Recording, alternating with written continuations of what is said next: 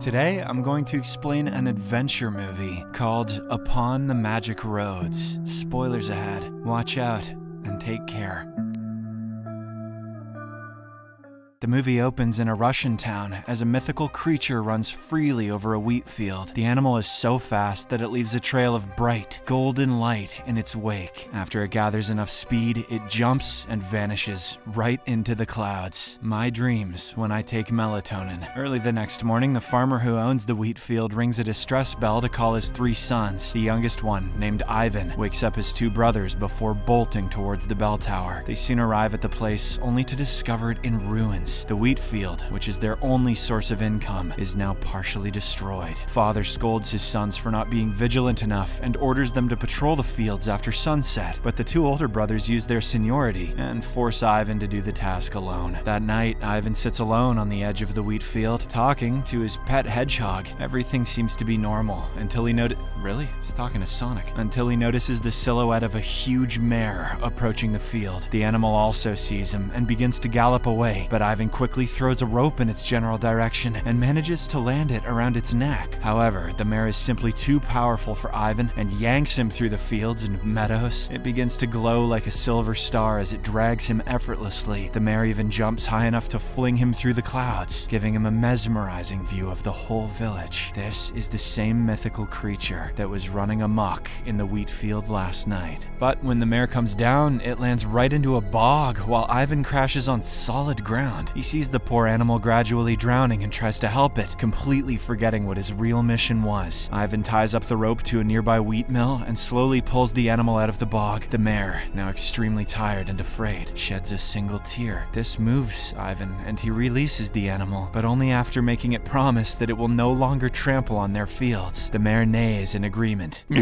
and departs, leaving Ivan with the decimated wheat field. The morning after the incident, Ivan wakes up in the stable where he is amazed to find 2 royal-looking black horses. He takes in the sight of these majestic creatures when suddenly he hears a voice in the background. He grabs a nearby pitchfork and prepares to defend himself, but when he approaches the source of the noise, Ivan is surprised to find a small, humpbacked, magical foal. The animal can even speak, just like a human. Foal informs Ivan that the mare he encountered last night is his mother, and she has gifted these 2 horses to him. Foal will also stay with Ivan so that the human can teach him how to become a kind soul. Not long after, the old farmer angrily screams upon seeing the state of his field, but Foal reacts quickly by carrying Ivan on his back and racing away from the field with great speed. Along the way, Ivan expresses his desire to sell the horses to acquire some much-needed money. Foal agrees to help and lets out a piercing whistle, summoning the horses to their current location. The group then sets off on a journey to the nearby bustling market town, hoping to find a suitable buyer. Upon arriving there, several eager buyers immediately bombard Ivan with offers for the regal horses, but he chooses to retain the animals and sell them only to the richest person in the area. That person happens to be the king, aka the Tsar. As Ivan walks to the grand palace, the Tsar spots the horses and becomes mesmerized. He immediately orders his men to capture them, saying a poor farmer like Ivan could never have bought these horses by himself. Feeling dejected, Ivan once again turns to Foal for help, and the latter lets out a whistle, summoning the horses back again. As the 2 gallop towards their rightful owner, they knock the Tsar over into a nearby bag of flour. "Eat this, you piece of shit!" This enrages the king greatly, but he keeps his composure in front of the gathered public. Following this, Ivan proposes a trade, requesting 2 silver hats in exchange for the horses, but one of the courtiers asserts that the horses are bound to keep running back to their master. Taking this into account, the Tsar offers the farmer boy the job of a handyman in the palace. Ivan, who is extremely naive, accepts the offer without thinking twice. The gathered crowd also starts cheering for the common boy, dubbing him as the Animal Whisperer. Word has it he knows how to make antelopes give BJs. Weeks pass by and Ivan gains more and more popularity among the general people. This makes the Tsar jealous, and he seeks to find a way to execute Ivan. One day his courtier gives him an idea: send Ivan on the mission to capture the legendary Firebird. It is an impossible task, which will effectively guarantee Ivan's failure and give them a reason to execute him. The Tsar absolutely loves the idea and approves of it right away. Later, when Ivan learns about the mission, he becomes determined to complete it. Foal warns him that the Firebird has never been tamed by anyone, but Ivan doesn't budge from his decision. So, the two eventually set out on their journey. Along the way, they venture into the forest to collect some sedatives called dream nuts to lure the Firebird. They walk all day and finally reach an oasis in the desert, which is the home of the beast. There, they see a warning about the presence of liquid sand, but Ivan ignores it and throws the dream nuts before hiding nearby. After a while, the majestic bird emerges from the ground and begins munching on the nuts. Those sedative nuts begin to intoxicate the bird, but before falling asleep, it notices the two poachers and starts to attack them. Ivan and Foal are almost killed, but they somehow manage to rescue one another. The entire landscape is also demolished because of the ensuing chase, but in the end, the nuts finally knock out the bird, allowing Ivan to capture it with chains. The next day, it appears very weak and is shedding a fiery tear. Foal then explains that the bird can only be hot when it is free. If it remains on the ground for a long time, it loses all its energy. Upon hearing this, Ivan feels pity for the poor bird and decides to let it go. As soon as he takes the chains off, the beast regains its fire and flies away in the skies, but not before leaving a fire feather for Ivan. Now that the mission has failed, Foal suggests that they should not return to the kingdom, but Ivan refuses to do so as he's sure the feather will prove that they caught the Firebird. Upon their return, the Tsar refuses to hear any explanations and orders their execution. But right then, the majestic Firebird appears, casting a bright light over the kingdom. It turns out the creature heard Ivan's pleas for help and has now arrived to return the favor. The people are baffled when they notice the Firebird following Ivan's orders. Hence, the king reluctantly allows him to live and also throws a feast in his honor. That night, Ivan is celebrated as a hero in the kingdom. As the Tsar's frustration grows, he is instigated by his courtier to send Ivan on another impossible task: to retrieve the princess, who resides in an ice kingdom on the top of a high rock. The very next day, a messenger announces the king's new assignment to Ivan, who accepts the challenge without any hesitation. Thus begins the second mission, and after scaling a series of treacherous mountains, Ivan and Foal finally arrive at the entrance of the palace where the princess resides. But they discover that the palace is blocked by a massive wall of ice, making it impossible to enter. At this critical moment, the farmer boy comes up with an idea. He takes out the fire feather, which allows him to melt down the ice barrier, but it also causes a ton of water to gush out. This unfortunately freezes Foal in a ball of ice, sending him tumbling down the cliff. The landing is a bad one, but the magical beast manages to survive without any injuries. Meanwhile, Ivan enters the palace where he comes across the princess. He introduces himself to be a matchmaker sent by the Tsar, but the princess tells him that she has no interest in marrying, as there are no heroes left in this world. She then comes up with a test and abruptly jumps off the cliff. Ivan is shocked by the turn of events, but he immediately follows suit to rescue her. Impressed by his courage, the princess deploys her gown as a parachute and starts descending slowly. The idiot Ivan accidentally punctures the gown, causing both of them to tumble at great speed. It appears as if they are going to die, but Foal shows up with a pair of new wings and rescues both of them. Later that night, the three camp in the middle of the forest before continuing their journey back to the kingdom. The Foal, who knows that the Tsar wants Ivan dead one way or another, tries to help his friend. He advises him to abandon the princess and flee to save himself, but Ivan refuses. The next morning, the trio arrives at the kingdom, where Ivan is greeted with a hero's welcome. Everyone is surprised to see that he has returned from his mission alive, and the Tsar is compelled to reward him once more. Later that night, Ivan confides in Foal that he is actually starting to fall in love with the princess and wants to visit her. He thus takes some flowers and climbs up to her window, but their reunion is cut short when some courtiers arrive with clothes for her to wear. After a while, the princess finally meets the Tsar and gets disappointed to learn that he's the age of her father. The Tsar wants to marry her the very next day, but she is reluctant. The princess then comes up with a plan to delay the ceremony. She mentions that it is her family heritage to get married with a special ring, but sadly, her special ring was lost somewhere in the ocean. This turns out to be the perfect excuse for the Tsar to send Ivan on yet another impossible task. The same night, the magical Foal sees a spirit of a whale soaring through the sky. Foal speaks with the sun, moon, and wind and learns that the princess's ring is inside the belly of a giant whale, which is now turned into an island. In the early hours of the day, Foal puts Ivan on its back and flies straight to the middle of an ocean. Ivan accidentally falls into the water, only to discover the giant whale who is bound by chains. Foal then manages to communicate with the whale and learns that she was put in this state by some sailors as punishment. Turns out this was her punishment for devouring several ships for fun. She was young and naive then, but now she regrets her actions. The whale then sheds a tear, which gives Ivan a brilliant idea. Make her sneeze and break free from the chains. Come here and let me tickle that blowhole, you big old whale. So the duo rides into the whale's nostrils and tickles her interior with the tip of Foal's feathers. The plan works, and the giant beast starts struggling to itch herself. In the process, she breaks free of all her chains and also releases the trapped ships after decades.